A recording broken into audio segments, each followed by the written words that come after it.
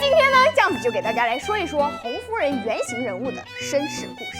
酱子快吧，就是这么快。摄影师约瑟夫的这位法国小老乡上线在即。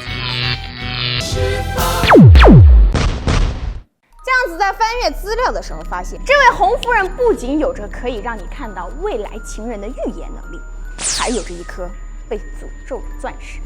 这位红夫人上线之后，如果你会第一时间购买的话，记得给酱子点一个赞哦，赞在这儿。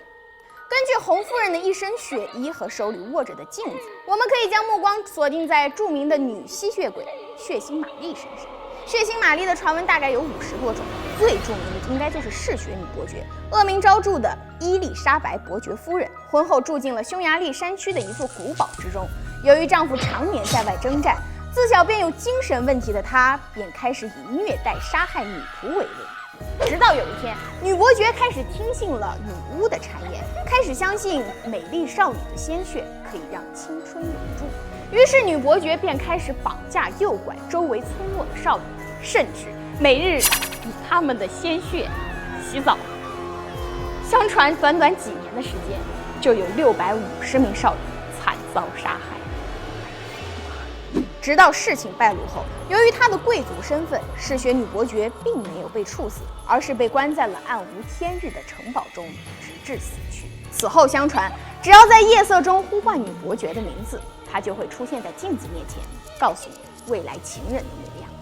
魔镜魔镜，告诉我，到底谁才是我沈文酱子未来的老公呢？是李现，还是邓伦，还是千玺，还是肖战呢？魔镜，你怎么不说话呀？我太难了。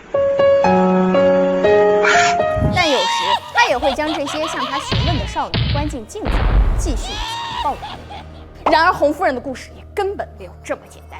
根据官方简介中“面包”二字和红夫人脖子上的伤疤，我们可以发现，红夫人的身世很可能还融合了法国的断头皇后 Mary。提到 Mary 皇后，你们想到的应该是没有面包为什么不吃蛋糕呢？这样的名人名言。但很多人不知道的是，其实 Mary 还收藏着一颗闻名世界的被诅咒的钻石。17世纪初，法国钻石商人在印度得到了一颗名为希望的珍贵钻石，几经辗转便将这颗钻石卖给了路易14。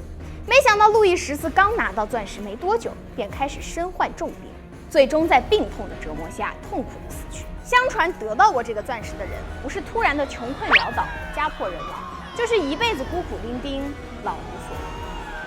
我把我鞋脱了送给你，我鞋挺值钱的，兄弟。直到这颗钻石被 Mary 皇后收藏去之后，这个钻石的诅咒直接将这个不经世事的女人推上断头台。因此，酱子在这里猜测，在此后红夫人的随身物品里很有可能会出现被诅咒的钻石。听到这里的你还想要这个红夫人吗？如果你还想要的话，就在评论告诉我，我还想要。最后的最后，记得转发这个红夫人爱情经历，3天之内你爱的人必定会来找你，3天之内肖战一定会来找我。记得回来还愿哦，下期见，拜拜。